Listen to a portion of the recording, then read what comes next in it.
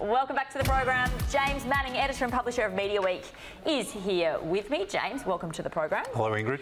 Let's talk media this week, because I guess the big one, and we'll be hearing from Hugh very shortly. I know you spoke with him last night, but we're speaking about the 9 upfronts. How was it? It was great. It gets bigger every year. It's like 1,300 people this year. Really?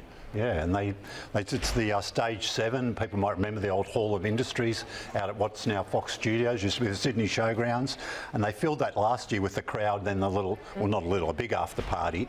This year they took out 2 big sound stages because they had that many people at their upfront, and then they marched them all literally across the road to the sound stage for the after party where things like Jimmy Barnes performed, and they had little sort of setups for all their different programs.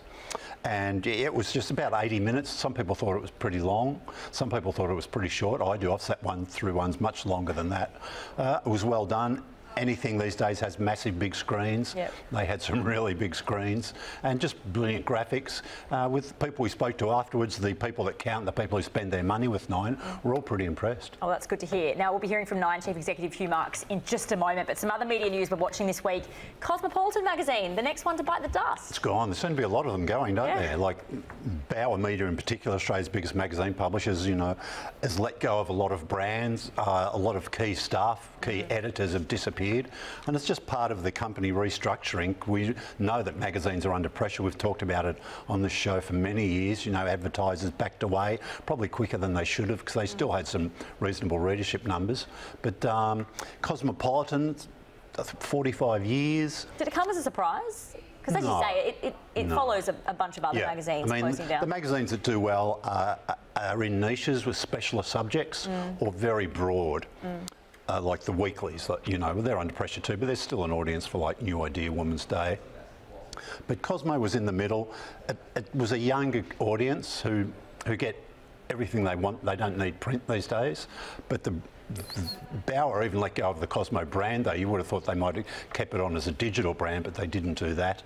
And it was a too broad a subject matter as well, you know. There's bits of lifestyle, bits of health, you know. All the magazines I read when I was young, they're all gone now. Cosmopolitan, Cleo, all these ones, Dolly even. Okay, well, let's talk ABC, because they've lost another senior content head as well. What's going on? Michael Mason, he was ran radio for a long time. The ABC restructured, I don't know, a year or 2 ago, and he wasn't actually called the head of radio anymore, which is what he did best, and it just seems a little bit weird. Look, he never had told me he was very frustrated with that, but look, he's been there for a long time. He said he made this decision to step down before the recent upheavals, before Michelle Guthrie and Justin Milne both departed, and he's probably the most trusted sort of hands-on content person in the whole organisation, because TV, there's been a lot of turnover there at the top, but radio had been really quite stable. They've got 5 networks, they've got the Metropolitan Radio, and then they've got the national networks like Triple J, Radio National, and Classic, the classical music FM. And the ratings were really strong for those metro stations around Australia. They got a bit of criticism because they put some new people in the last 12 months. Their ratings have been up and down, but they're still pretty strong. So he just someone who really knew his business and knew what he was doing. Although he hasn't blamed what's been going on at the ABC, do you think we'll see more high-profile exits from the ABC, or is it hard to tell? I think we'll probably see people who've been there for a long time. It's probably thought, do I really want to go through this, you know, anymore? Because there's been a lot of drama there behind the scenes, and there could be for a little while yet. There's a lot of. Here's the 3rd major vacancy now, so there could be it'd be hard to fill these shoes. All right, well, let's get back to Nine upfronts, because just days before the expected biggest media merger ever in Australia, Nine Entertainment and Fairfax Media, Nine has revealed to advertisers its plans for 2019. Your Money was at the event, spoke exclusively to Nine Chief Executive Hugh, the merger progress, the frustrations over the recent share price fall, and how they'll be growing revenue next year. Well, in one sense, actually, we've got a message that we had a good year and we're going to have an even better year next year. So a bit of that consistency coming through, but you know, the one thing about media at the moment, it's changing at a rapid pace, and as a business we need to keep innovating to get ahead of that game. You've spoken to your clients and ad agency executives today basically about Nine, but you had a little bit to say about the sort of impending Nine merger with Fairfax? A little bit. I mean, it's still subject to ACCC process and obviously shareholder vote, the most important thing, so that'll come over the course of the next couple of months. But I think it's a great opportunity just for me to say to advertisers, you know, here's what the new business will look like and what it means for you. A lot of talk about these sort of share market movements over the last few days. Do those sort of day-to-day movements, are they worrying? Do they, concern you about going forward? Yeah, look, it's a little frustrating, of course. I mean, I feel that as much as anybody does. I'd love the share price to be higher. That's my job. Increase shareholder value. But we've still got to be focused on what is the business where we believe we can build real long-term value. What are the things we need to do there, and we need to keep pretty consistent with that strategy, because if you bounce around too much all the time, you can't get those results. So, long-term strategic plans are so important. CEOs always get lots of advice from people, maybe even more so media CEOs, but you most of all almost taken it to a new level with lots of people out there offering what you should, what you shouldn't do. Have you heard much helpful so far? Oh, look, I think advice is useful. I listen to everything I get told. I think the best thing I can do is listen, absorb what I think is useful, what I think is not, and still, stick to my plan and make sure that, the team is making the right decisions. And we talk a lot internally, and I certainly take a lot of advice from my senior team who are really excellent. The 9 schedule you outlined 12 months ago doesn't look like it's going to be changing much for next year. Does that mean it's all gone pretty well? It does. That's a good sign. That's a statement that we've made a lot of gains across this year, and what that means is we can go into 19 with a stable schedule that we can build on. Now, as we build on that, we have more local content that will deliver more results for audience, that will deliver more results for marketers, and that's what today's all about.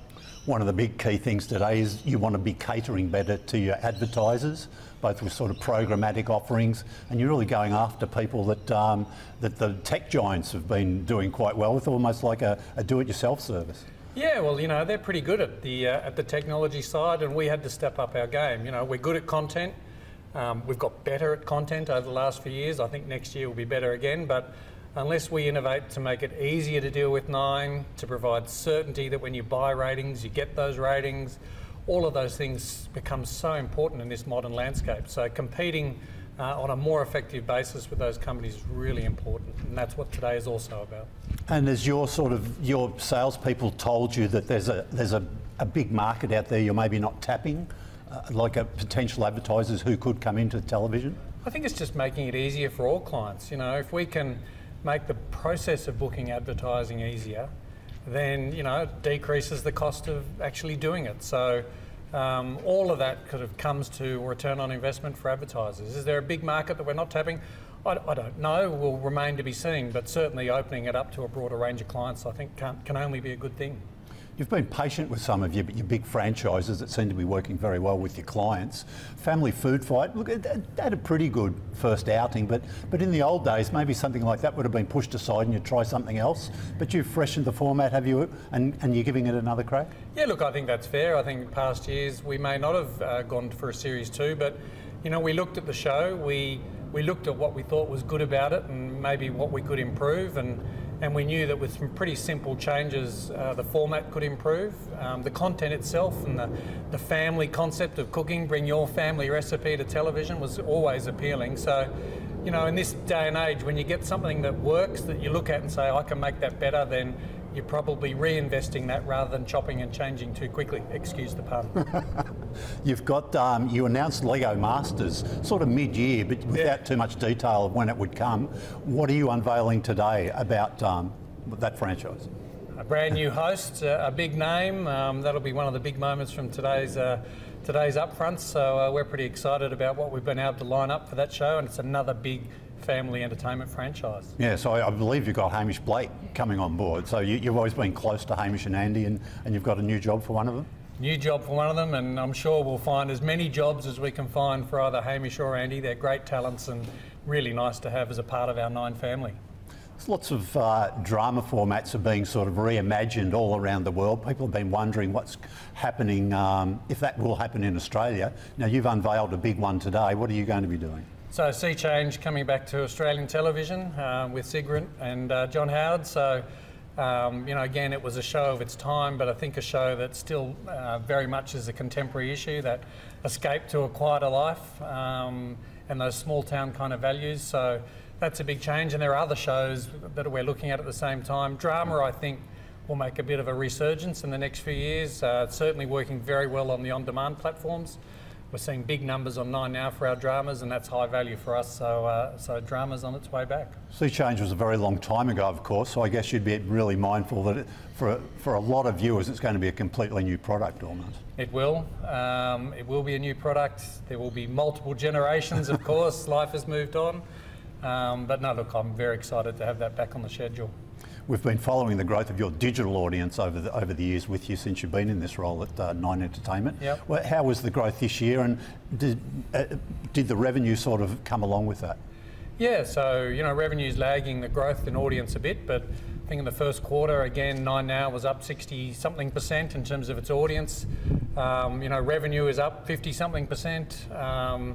So it is an area that is growing quite quickly for us. And when you look at that in the total landscape of total video, a really important complement to our linear free-to-air business. So the digital publishing side is also growing.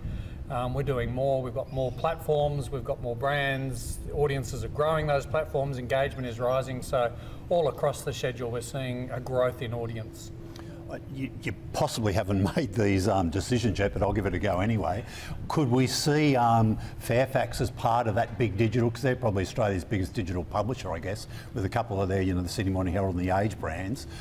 Will we see sort of some combination of that maybe this time next year that you'll be talking about? I don't know, combination. I think all those brands stand well, as they are with their own reputation, their own audience, and I think that sort of diversity is actually important to what our business will look like in the future. So you can reach different audiences on different brands on different platforms. Yeah, so I guess if you're taking something over, you probably want to keep those brands. Absolutely, there's 150 years investment in those brands, and we'll be doing our best to reinvest and grow those brands as best we can.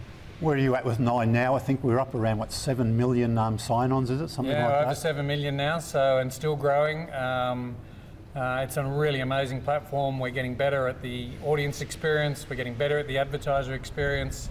We've introduced addressable advertising this year, so you can get a different ad to your children maybe. That is I think, the A-grade advertising or marketing experience. And we're getting better at reporting those audiences too, I think, and sort of merging them with the television to give advertisers an overall feel of how big it is. Yeah, I think it's a really important point. Local publishers have good measurement, and foreign companies tend to measure their own homework. So, that independent tested measurement, I think, is a really important thing for our market. Do you think it's important that you sort of move away? There's been lots of talk about the overnight numbers. We're seeing that audience fragmentation. The numbers that get reported every day seem to be dropping. How will you counter that, do you think, sort of? Well, in a number of ways. So, some respects, what you're seeing might see in daytime, you may see some audience drops, but in prime time, you may see some audience growth. More audiences associating around key brands and key shows. But at the same time, with our news product, our sport product, our entertainment shows, we're making them available on new platforms. And so as an advertiser, when you start to aggregate that whole experience, you're actually seeing growth in audience. So yeah, there are spots in the schedule where we will lose audience, but around our key content, what our job is to actually grow that audience across multiple platforms over time. And just quickly, finally, you've talked about you're not looking to merge the Fairfax and the Nine newsrooms. Regarding Nine News, not a lot of changes there because you're pretty happy with the way that's all going? Yeah, look, I mean, there's always things we look at and say that we can do better, and so that's a constant process of discussion and reinvention, and that'll be really important for the Nine News of the future, because audience patterns, behaviours, even the way their values change the parts of news. So you've always got to reinvent, but putting two brands that are different together and merging into one newsroom doesn't make any sense. That will destroy value. Hugh Marks, Nine Chief Executive there, speaking with James Manning, who is beside me now. We will talk ratings, James, TV ratings for week 41 this is, starting with free to air. Looking at that, the blog, no surprises there. The Royal Wedding, coming number 2. Yeah, well, look, I thought it'd do well. Yeah, I was a little bit shocked, but then there was a lot of interest. People love a royal wedding, and 7 ended up the only broadcaster with it. But BBC didn't even pick it up. Yeah, but it was a Friday morning in the UK, a work day. Yeah. So you can understand that broadcasters weren't, what are the audience we're going to get? But here in Australia, perfect Friday night viewing. The major footy is finished for the year, so it didn't clash with any of that. Well, fair enough. Princess Eugenie, I think it was more about the arrivals people probably wanted to watch. Yeah. Else, Look, right? Seven had a mix of their local announcers. Michael Usher and Edwina Bartholomew did a good job hosting here. Not always seamless crosses to the ITV coverage, but that's live TV for you. But yeah, I enjoyed it. All right, well, there you go. Yep. So you tuned in, did you, James? I did. Oh, there you go. You're one of those many that tuned into that. All right, let's move on and take a look at subscription television ratings for week 41, this is. Yeah, Bathurst 1000. We saw that last week. The practice rounds the day before did well. This is the final on the Sunday afternoon, which also cropped up in the top 5 for 10. So the two broadcasters shared it. We've seen cricket. I think this is the first time Fox Cricket has made the top 5 here. That's the first test against Pakistan. That's doing very well. Interesting to see not all sport in there. Gogglebox making it. It usually makes it in somewhere and love it or list it. Yep, absolutely doing well. All right, James Manning, appreciate your time. Thanks for joining us on Mediaweek.